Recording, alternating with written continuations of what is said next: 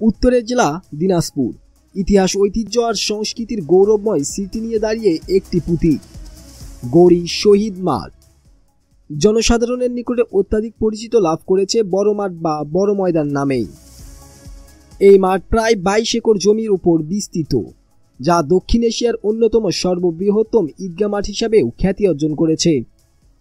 সুবিশাল মাঠটি দিনাজপুর শহরের প্রাণকেন্দ্রে হওয়ায় বিভিন্ন ফুটবল, ক্রিকেট একাডেমির নিয়মিত চর্চার সুযোগ, শহরে পরিবেশে কমলমতি শিশুদের সময় কাটানোর বড় একটি ক্ষেত্র সৃষ্টি হয়েছে। স্কুল কলেজগুলো রয়েছে, এই স্টুডেন্টগুলো কি খেলাধুলার বা প্র্যাকটিসের সুযোগ পায় কিনা, বা তাদের বদ্ধ থাকার যে একটা অবস্থা থাকে, আমরা বিভিন্ন শহরে লক্ষ্য করি যে বড় খেলাধুলার মাঠ না থাকে, তাদেরকে বদ্ধ অবস্থায় থাকতে হয়।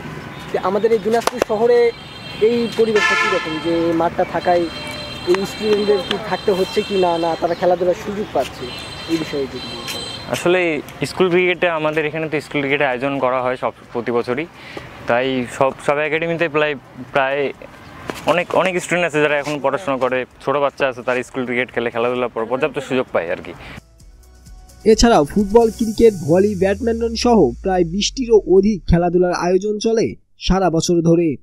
আমাদের বড় মাঠে খেলাধুলার সুযোগটা ভালো আছে, সবার 4টা একাডেমি আছে, 4টা একাডেমিতে সবাই সবার মতো ভালো প্র্যাকটিস করতে পারে।